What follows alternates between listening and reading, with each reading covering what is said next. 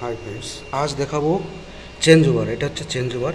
দেখুন এটা লেখা আছে 100 অ্যাম্পিয়ার্স 415 ভোল্ট পিএফ 660 ভোল্ট 50 থেকে এত।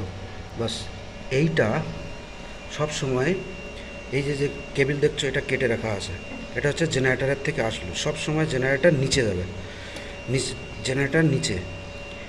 এর ইনপুট, জেনারেটারের ইনপুট দেখা এই পাশে একটা, এর সঙ্গে এর কানেক্ট। এটাতে দেওয়া যাবে না, একটা দুটো তিনটে, আর এদিকে নিউট্রাল। সে নিউট্রাল তুমি যেখানে করতে পারো, কিন্তু কালার হিসেবে করতে হবে।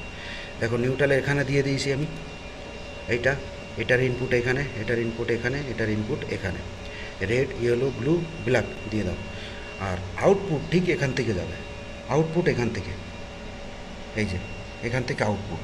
এবার তুমি এখান থেকে নিয়ে সিঙ্গেল ফেস করো, 3 ফেস করো, 2 ফেস করো, যাই করো, এখান থেকে সবসময় ওপরের থেকে যাবে, নিচ থেকে ঢুকবে। জেনারেটার নিচে, জেনারেটার নিচ থেকে যাবে, আর লাইন যাচ্ছে উপরের থেকে চলে যাবে।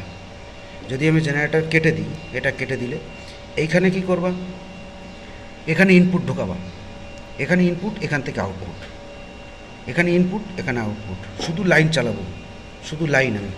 তাহলে এই পোর্শনটা পুরো এখান থেকে বাদ দিয়ে দাও। এটা বাদ দিয়ে এখান থেকে ইনপুট ঢোকাও, আউটপুট, ইনপুট ঢোকাও, আউটপুট, ইনপুট ঢোকাও, আউটপুট। এখান থেকেও আমি চালাতে পারবো, ইনপুট এখান থেকে, আউটপুট এখান থেকেও আমি নিতে পারবো, সেই হিসেবে। ঠিক আছে, লাইন ভাগ করার জন্য সিম্পল কানেকশান।